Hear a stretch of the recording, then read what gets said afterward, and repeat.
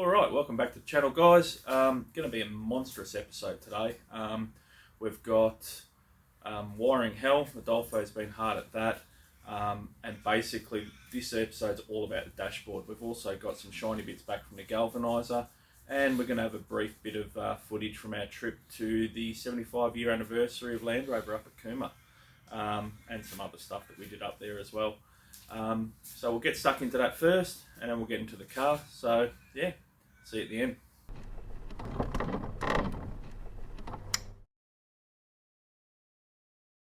We're actually on the road to Cooma, but we got up at 4 in the morning, which is way too early to get there. We got there about an hour before the bloody event opens, the event being obviously the 75th anniversary of Land Rover.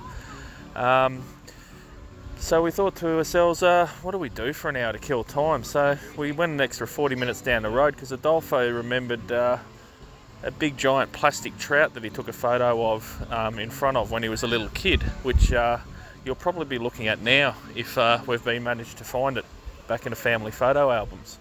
But yeah, so there's a big trout. I'm a sucker for all this roadside nonsense. I'll stop for anything. Giant balls of wool, giant worms, giant fish, I don't care. Anyway, probably time we stop looking at this thing and get to Cooma.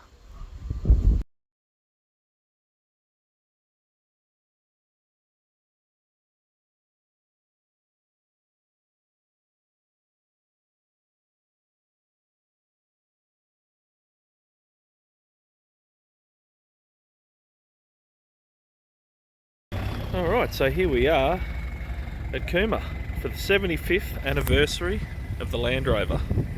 So Cooma is quite a significant place for Land Rover in Australia because it's the place where we built the snowy mountain river scheme, one of the first major projects in Australia in the 50s.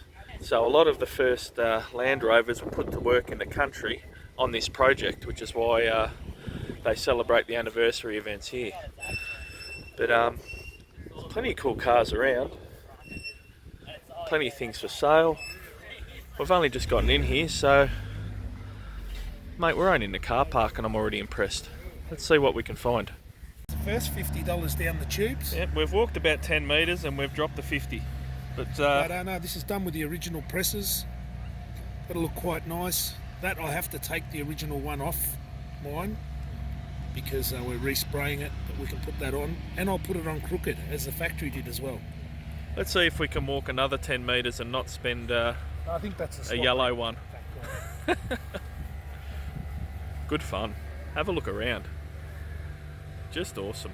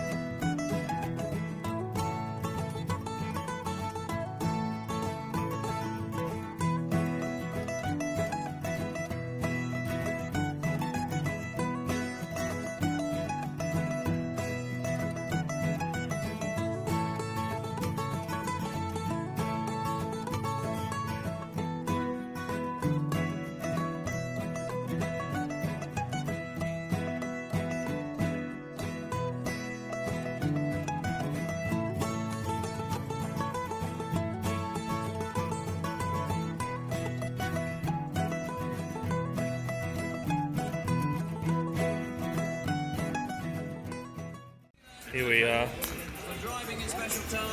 the belle of the ball, the famous Oxford car. It went from London to Singapore in the 60s, or 50s, sorry. Made famous by a book that name escapes me at the moment. The route took the competitors from the capital, Ulaanbaatar, up to the border Probably with the most Siberia famous and down landy to the Gobi in the Desert, world. before returning via Karakoram.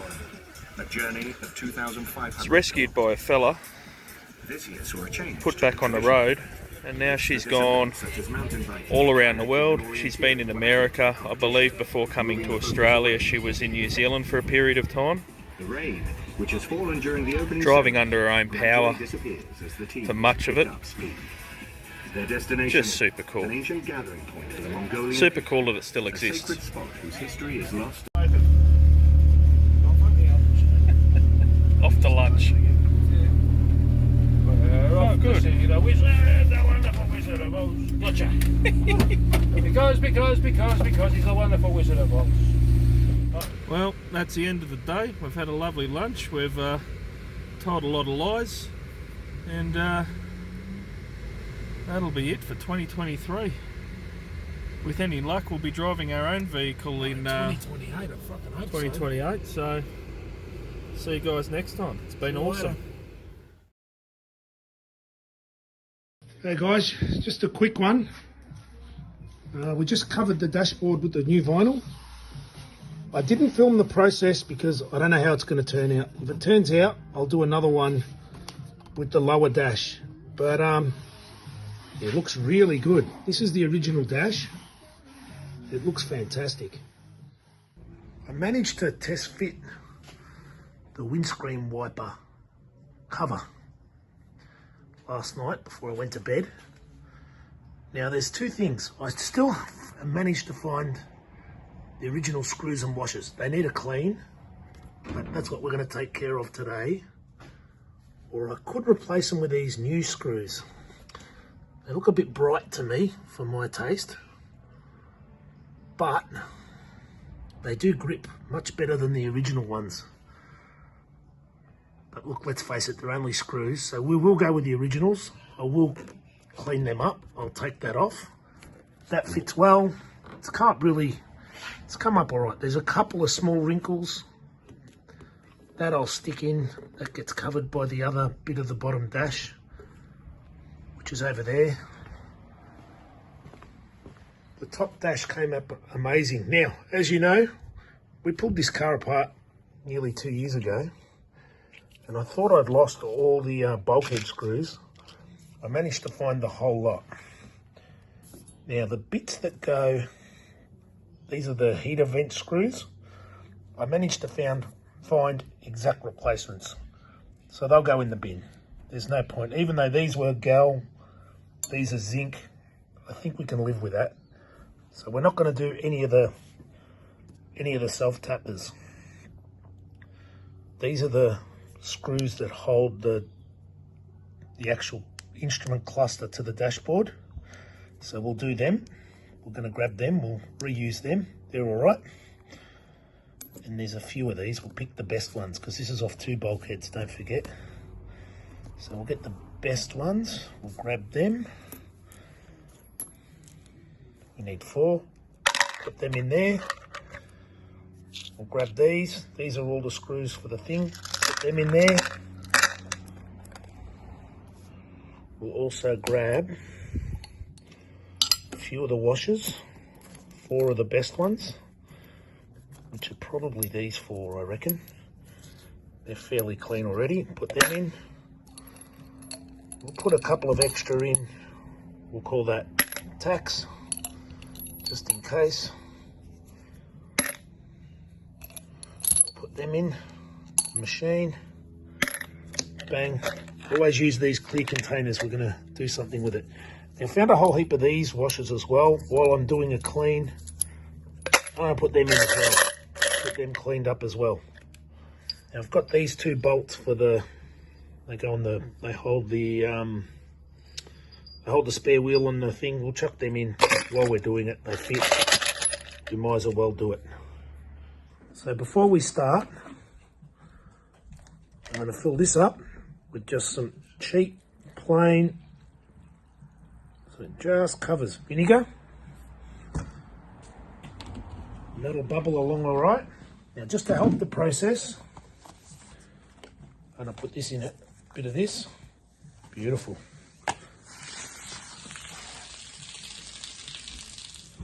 That's really going for it now. That's good. So, Let's top this up a little bit more with more vinegar.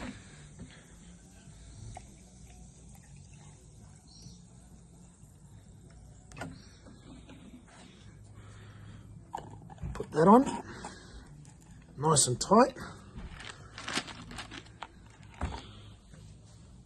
I'll set up the ultrasonic cleaner and we'll be back. So when I set up my ultrasonic cleaner, I give it a kickstart with warm water. So I pour the warm water in. And I always put the stuff I'm cleaning, if possible, in separate containers because these are a pain to clean. That's it.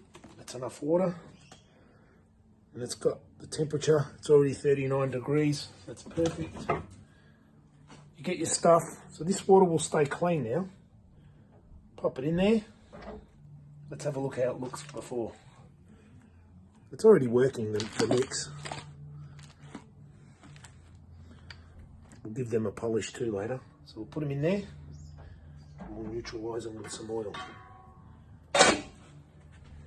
And we will start. And we'll check back on that in half an hour. After half an hour in the ultrasonic cleaner, that's what you get.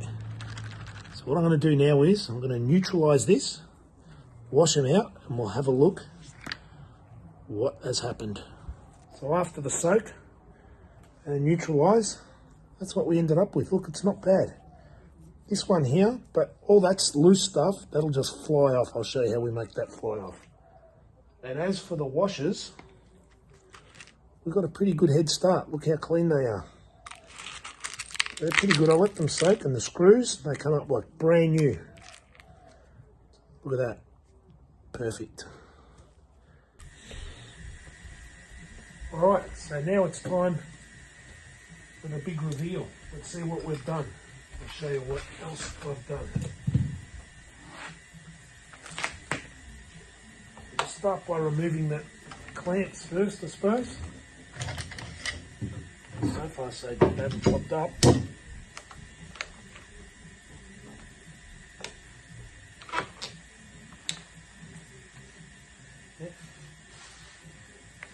That's pretty good. Pretty good. It's all in. Now we've got to cut and we've got to fold these over later on today. Yeah, it's good. It's okay. Yep.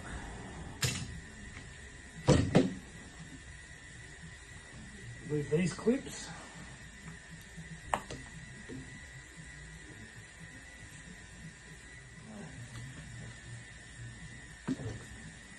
Unscrew our holders. Yep, that worked well.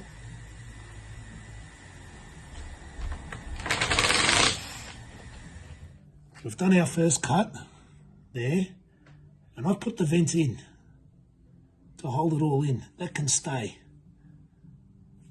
Now, they're a bit bent, but I think they're all like that. I haven't seen many perfect ones anyway. Screws look good. These are the ones that go into the bulkhead and poke out, but that's okay. That'll be all right. We'll get that later. What we're going to do is we're going to put the vents in, leave it, but we will test fit it today. We'll just test fit it. I've got some work to do on the windscreen wipers. I think I've done it wrong.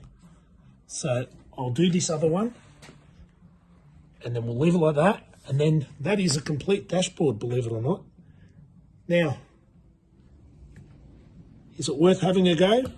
Definitely worth having a go. The price to get a restorer to do it is just phenomenal. Like, you'll probably spend over $1,000 to get the whole that and that done. But anyway, we're not there yet. Let's have a look. I'll cut this out. Cut that out. Now we're going to put these on. Longer ones. 1, 2, 3. And the washers. 1, 2, 3. So just remember, the top ones we can't do yet. So they go in there. Don't use a cordless in any of this stuff. Or a magnetised fucking drill bit. Because you could strip it.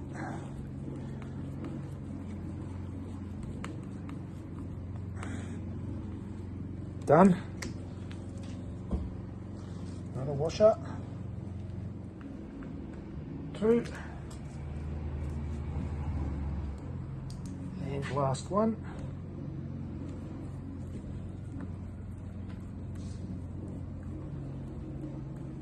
I forgot the washer.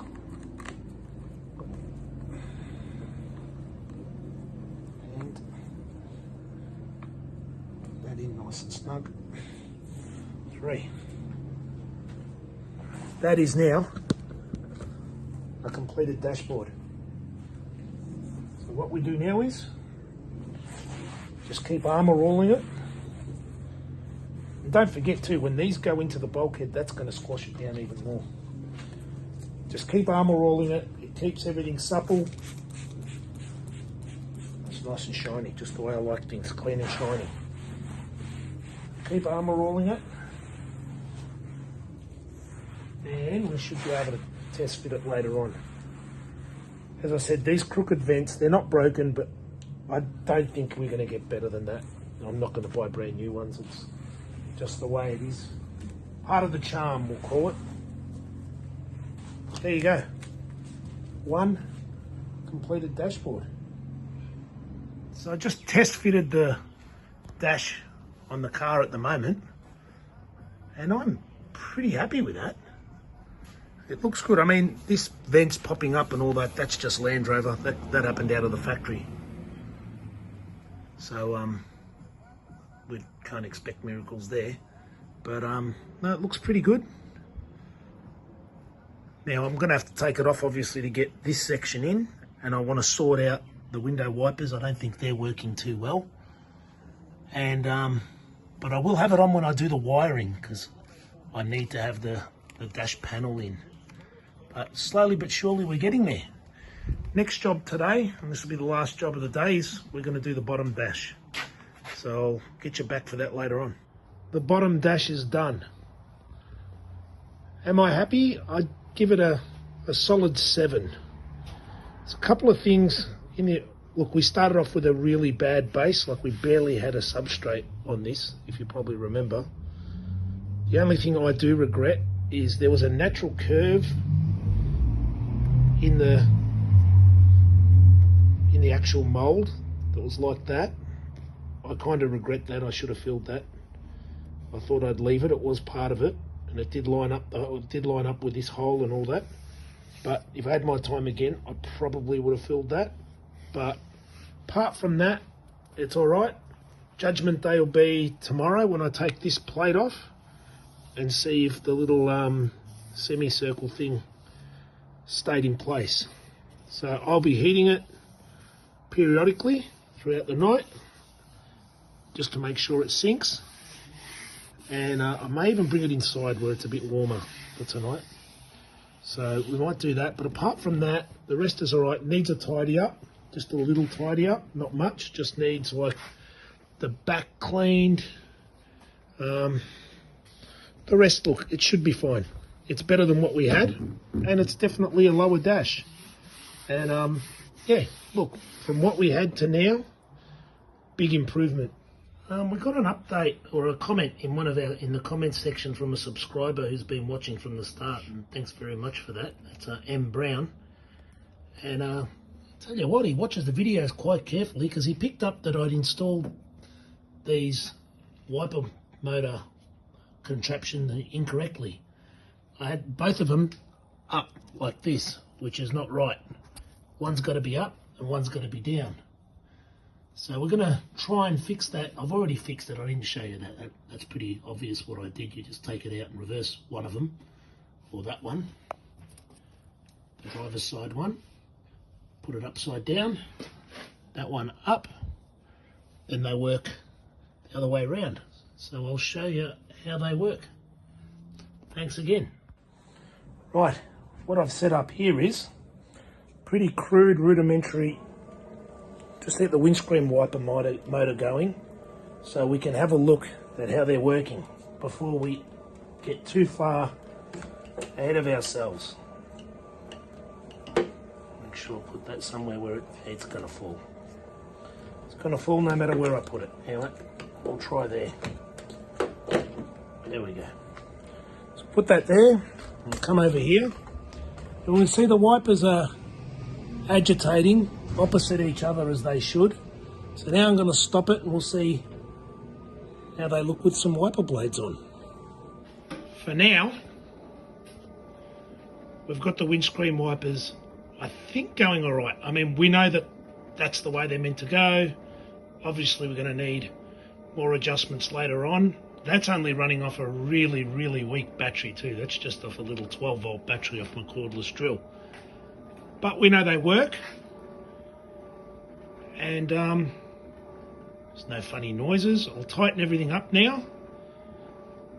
And I'll roughly mark, because that seems like a pretty good starting point actually. So I might mark them off. And I'm not sure if these are self-lowering like modern cars. I don't think so. I'd say you'd have to guess the right point to switch it on. You'd have to do something like, you know, when you're ready to turn them off, you'd have to go now. And then they'd still be in your way. I'm not sure, but modern cars have got a servo that'll make them always finish down below. But anyway, look, thanks to that subscriber who told us about that. That would have been disastrous. They now work as intended. And we can tighten everything up, nip everything up. We know they work. And that's another problem solved, and we can get back to putting this dash on and the electrical. I've really got to learn how to use this camera, because when I was recording, I'd actually switched it off. When I switched it off, I was actually recording, so there was like 2 seconds of video. But anyway, what I did today was I made some new battery cables and starter wire cables here, brand new. I secured them on the, look, I couldn't remember how it ran, but I think it's better than running them at the bottom. I'm pretty sure they're at the bottom, but anyway, I ran them over the top of the bell housing. I changed the starter motor. Look, it was pretty much just because I felt sorry for the old one when I pulled it off. I mean, it'd been to hell and back. We've tried to rebuild it, but I just wasn't confident with this thing. You know, I know you can maybe fix it, but it was tired anyway. I mean, it's the original starter motor, 1976. So, I mean, look, in the end, I just wasn't comfortable with this. It's a bit manky. Anyway, it did its job, I suppose. And really, in the end, a new one wasn't all that expensive. See, the screw just doesn't tighten. And honestly, it's a prick to do it like this. I dread to think with the panels and all that on, getting it from underneath. It'd be really hard. So anyway, that's in. It's nice and firm. Done beautifully, all tightened up. I did the earth, and I've tested the earth throughout the whole chassis. It works. I mean, that's actually easier than I expected to test the earth. So that's good. I hooked up the battery. I did one small boo-boo. I accidentally touched one of these earth wires on a positive and burnt them out. But anyway, that's all good. That's a charge light. That works for now. Some of these won't work. Obviously, the high beam won't work, and the oil pressure I don't think will work, because I don't think there's power to that yet. But there's your light. It's off straight away, I presume. Cold start. I think they always flicker for a bit until it warms up. I'm not sure, don't care. It works. As long as I've got the battery charging, which it looks like it is. Motor's running well, and the key works. What I will say about these cheap switches, I'm phenomenally tight, and I bought the cheapest switch on eBay. Don't do it. The numbers at the back are incorrect to the wiring diagram. 2 is 3 and 3 is 2, which is a little bit frustrating. They sell it as a Land Rover 1, but I think it's like a universal setup. But yeah, no, that works all well. I'm happy so far. I wired this up. I left some of the fuses out. I'm gonna ring the guy that supplied me, Bruce, who supplied me the wiring loom. I've got a feeling either that one's spare. I'm pretty sure that's a spare terminal. But I'm pretty sure that needs a loop from like there to there, otherwise that's getting no power. But anyway, I will sort that out. But yeah, we've had a pretty successful day. I will now pack her in and we'll continue with the dashboard and all that. This actually has to come out again. I put the lower dash on, just test fitted it. I think we've been through that. Yeah, this has to come off. Well, what I also made was, I don't know if a lot of you have noticed, these little things here that hold the flasher can setup. They're all rusty all the time on all of them. I made that out of an old bulldog clip, the ones that hold the paper bulldog clip. I just cut it off, made it. It worked really well. I managed to find, they're remaking these original ones again, and they're not that much more expensive than the classic round ones you get. So I bought, actually it was new old stock, my one, but I saw in the Lucas catalogue that they're starting to make all of the old parts again, including these things, which are notorious for going that colour and looking shitty. They're remaking them as from this year. They're about $300, but they are remaking them. They're remaking all these again are the original. These are the original, but they're making Garling branded stuff, and they're also making the original flasher can. So yeah, what I basically did was I made that holder you were looking at out of one of these. I just rebent it, drilled a hole, pop riveted on there. Oops. And this is not it is a brand new one, but it is a new old stock one.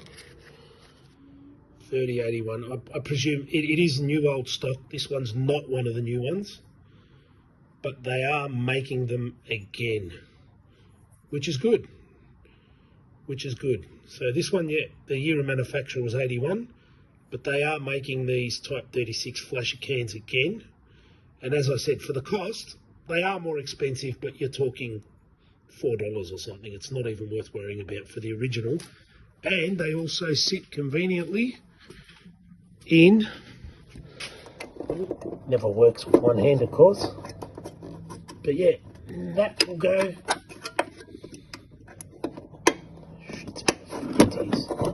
There we go. Done.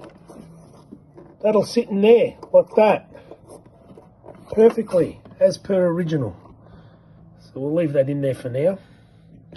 Then you run the wires. When you get your wiring diagram, I highly recommend using Bruce Sherman from WA. I will ask permission to see if he wants me to put a link to his webpage or whatever on mine, but he did an excellent job. Really, he gives you a bit of an outline of the how the harnesses run.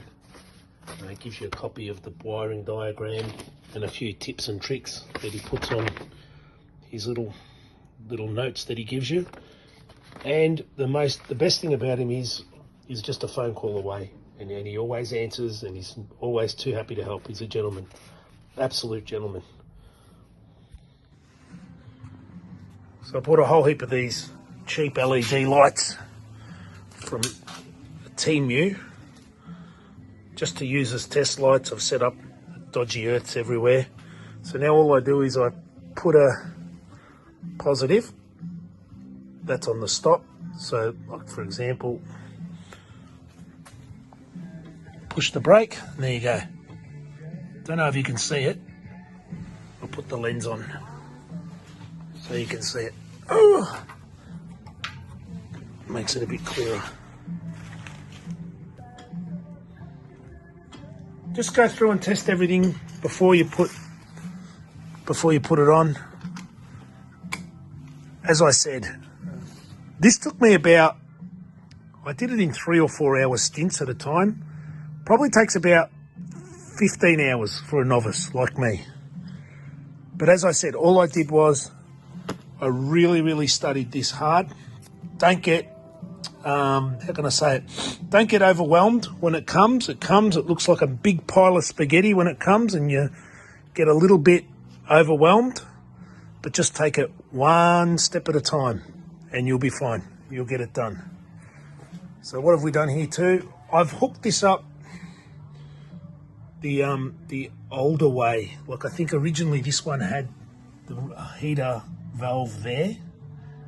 I just don't like it. It looks a little bit untidy with the heater valve there, I thought, and it's got those ugly hoses coming out of here, and the hose just goes in there and there. So I sort of hooked it up a little bit differently, the heater. I made this pipe and I put some like negative flares on it, and that'll go like that with a couple of little things. I think that'll look neat. Then all you've got to run is from there, a hose. We'll do that next weekend. Run a hose from there to there, and that's it, you're done. The valve's in, it works. I had to make this little thing, this little like wire gripper, I don't know what you call it, like a thing to hold the wire. So that works. I won't turn it on because there is water in the radiator and water will come out of the valve if I open it, but I did test it when it was dry. It works fine. That's good. It's even getting a bit warm. I just had the motor running a minute ago. I like to run it every day. So yeah, as I said, so when you turn it on, power, I'll make sure it's in neutral. Key works. Bang. Little acceleration. Light comes off. I've had it on, so you can see temperature gauge works. Fuel gauge comes up slowly.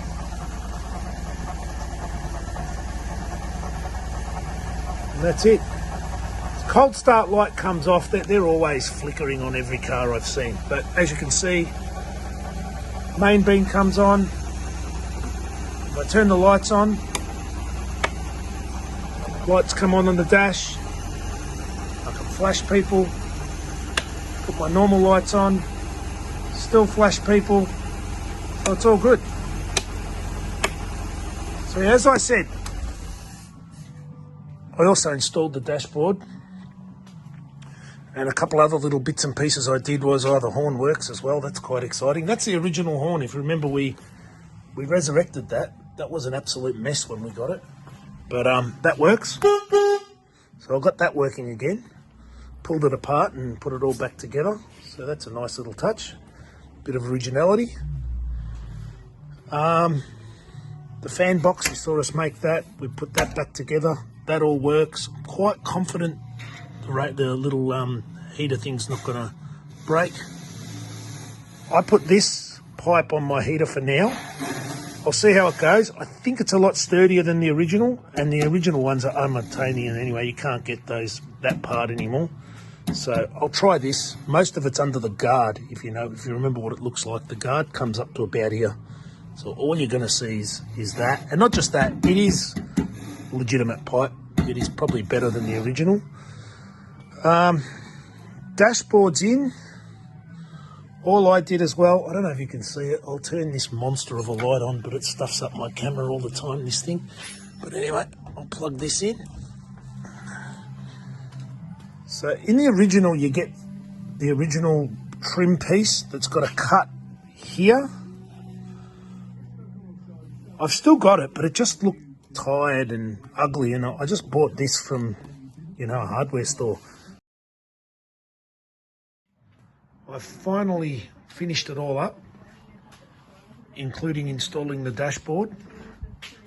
Now I think I've got it all working correctly. I'm not sure. If I put the ignition on, windscreen wipers work. fan turns on and comes out. That's fine. Can't really test this. I haven't put the washer bottle in, but I think that'll work. About the only bit of advice I can give you is make sure you read this inside and out. Make sure you know it inside and out. And get yourself a half decent tester. You're going to need it. And just work through one circuit at a time. The fuse box at the bottom there is pretty easy to hook up. I didn't want to do videos on a how-to because I don't know how to. And it's a little bit risky showing people how to do stuff like this and then their car melts and wires melt and things like that. But pretty much power in one side, power out the other. There's only like 3 circuits in the whole car. There's not a lot of wiring in the whole car. Our indicators work, but I dare say that's just bad earth because the earth's not on yet. But I mean, we're half the way there. There's power to the flasher. We've got lights there. So this car never had a reverse light, and I just think it's a handy thing to have. So I installed a reverse switch there. And just there, all you have to do is, don't know if you can see it, but on the selector, you just have to put a small piece of angle and line it up with a switch. I've hooked up the heater and had the motor running till the thermostat open. Mind you, it's not super hot because I'm not going to rev the shit out of it in the garage. But come to the vents, there is a bit of heat coming out. Definitely coming out. Yep, 100%. So for the first time in God knows how long, this car's got a heater. Alright, let's bring this video home. So, we've also added a nice little bit of bling. So this taco, Adolfo found that in the Paynesville tip shop. And we bought it for $4. It's a period correct Smith's taco. It was in the box. Brand new, old stock in the box. Just sitting in a bloody tip shop, which we're absolutely wrapped with. So he just picked that up and he's made a little box, wrapped it with vinyl. We're also going to add a couple of USB plugs. So here they are here. They're just going to sit in the side, so you won't even notice them. And it just makes a car a little bit more livable. We'll put a 12-volt cigarette lighter plug and a USB. Yeah, we're going to have both. So they're nice and low-key. They're not got shiny LEDs and all that kind of stuff that would wreck the look of the car. But so with a 12-volt run, I will run it off the auxiliary ports, which are always on. These ones. With the USB, I'll run it off the ignition because... yeah, we'll run it off there. I don't know whether we'll need the cigarette lighter plug, but it'll come in handy. Some things are still, let's face it, we can't spotlighting out of the Land Rovers out of the question anyway. Too small, so we'll have to. But essentially, mechanically speaking, this car's done. Pretty much now it's not cosmetics. I wouldn't go that far, but it's very much just panels, seats, etc. Stuff like I'll fix this properly. I'm not happy with that. I'll put the spring on, finish that properly. Get Phil to weld that onto that for me. I'll polish it up once he does it, obviously. But I want that welded there. I'll slot the top so this clips in over that, which it does do. And then I'll just put it like that, just so it's got a bit. It's not flopping around, and it works out at a fairly good height. It's a good idea. So I'll just put it there. So I'll give that to him. I tried to solder it with my $2 soldering sticks from Wish. Yeah, solder's a waste of time. That was a waste of time. But I suppose I've wasted more money. But that's it. So if you can do that for me, Phil. Anyway, we'll wrap this bad boy up. Talking about Land Rover leaks, we've found a pretty amusing video if you're into this stuff, which I'll link in before I shut this video down. But otherwise, thanks very much for watching, and we'll catch you next time. Do ba do ba do ba do ba do ba do ba do ba do. Do ba do boo do. A boo ba do ba do boo boo ba do. A do ba do ba do. A do ba do ba do do do. A do ba do ba do. A do ba do ba do ba do ba do.